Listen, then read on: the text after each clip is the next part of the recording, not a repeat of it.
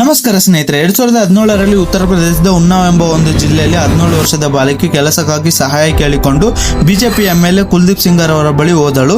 ಆದರೆ ಕುಲ್ದೀಪ್ ಸಿಂಗರ್ ಸಹಾಯ ಮಾಡೋ ಬದಲು ಅವಳ ಜೊತೆ ಗ್ಯಾಂಗ್ ರೇಪ್ ಮಾಡಿದನು. ಮರುದಿನ ಧೈರ್ಯ ಮಾಡಿ ಪೊಲೀಸ್ ಸ್ಟೇಷನ್ಗೆ ಹೋಗಿದ್ದಾಳೆ.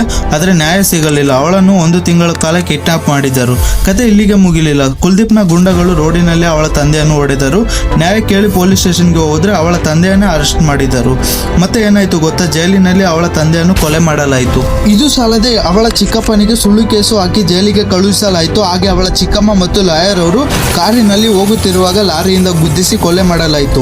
ಕೊನೆಗೆ 2019ರಲ್ಲಿ ಜನಗಳ ಒತ್ತಡದಿಂದ ಕುಲ್ದೀಪ್ನನ್ನು ಕೋರ್ಟ್ ಆರ್ಡರ್ ಮೂಲಕ ಜೀವಾವಧಿ ಶಿಕ್ಷೆ ಆಯಿತು.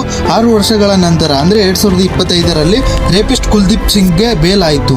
ಇದೇ ರೀತಿ ರೇಪಿಸ್ಟ್ಗಳಿಗೆ ಬೇಲ್ ಆದ್ರೆ ಮಹಿಳೆಯರಿಗೆ ಸುರಕ್ಷತೆ ಇರೋದಿಲ್ಲ. ಹಾಗೆ ಅಪರಾಧಿಗಳಿಗೆ ಧೈರ್ಯ ಜಾಸ್ತಿ ಬರುತ್ತೆ. ಇದರ ಬಗ್ಗೆ ನೀವು ಕೂಡ ಧ್ವನಿ ಎತ್ತಿ ಪಿನ್ ಕಾಮೆಂಟ್ನ ಚೆಕ್ ಮಾಡಿ.